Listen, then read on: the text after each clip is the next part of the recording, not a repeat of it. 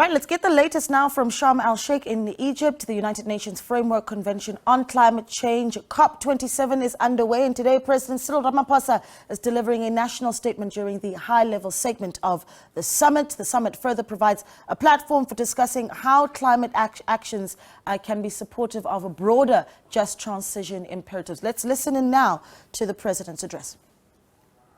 Foster resilience and address loss and damage, as we agreed at Paris COP21. Chairperson, in order to achieve this, our continent will need a predictable, appropriate, and at-scale funding stream and technological support. This must support our right to development, international equity, and transmissions that are just and inclusive. This then places a great deal of responsibility on developed economies to honor their commitments to those countries with the greatest need and countries that confront the greatest environmental, social, and economic effects of climate change. The commitments that were made must be honored, because failing to honor these commitments breaks trust and confidence in the process. At present, we also have another challenge in relation to funding institutions. Funding institutions need to transform and change the way in which they fund projects that will enable us to develop with regard to climate change. Multilateral development banks, as well as other funding institutions, need to transform.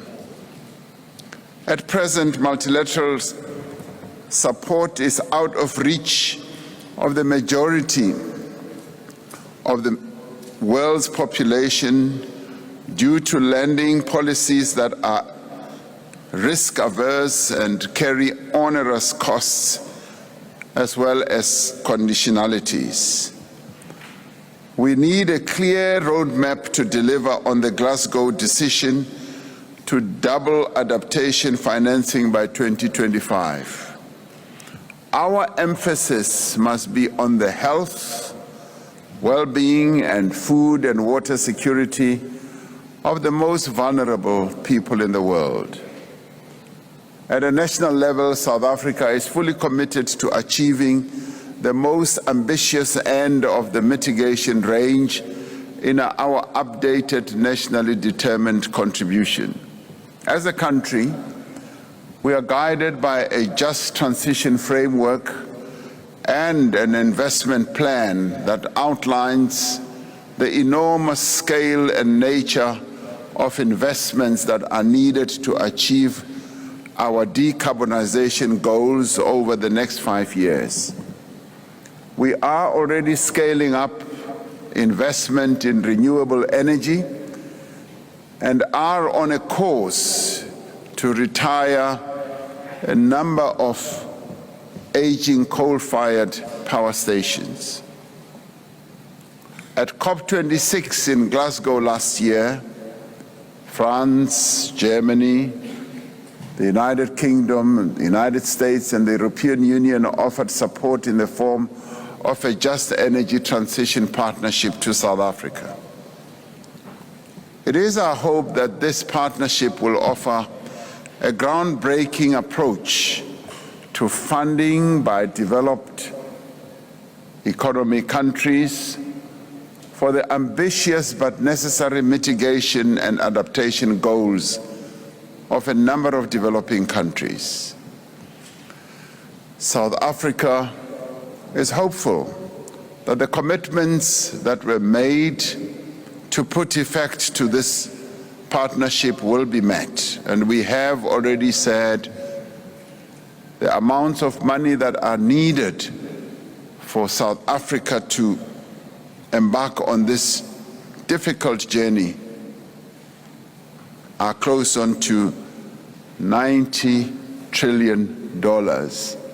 And we have said that the categorization of the funding needs to be well packaged so that there is meaningful grants, meaningful concessional loans, and investments by a variety of institutions. We are grateful and would like to pay our tribute and support for the Egyptian presidency and its confidence in the successful outcomes of COP27. We're grateful to be here. Thank you very much.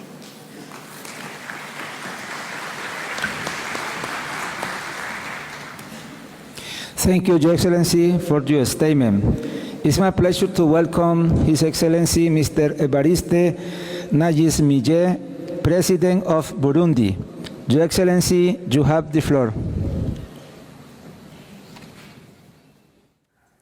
Well, we come out of that where President Cyril Ramaphosa has just spoken at COP27 in Egypt, really calling for a clear roadmap to Glasgow resolution, saying that South Africa certainly is committed to a just energy transition and talking about the importance of international partnerships as well. Also asking for meaningful grants and loans towards investing in a just energy transition.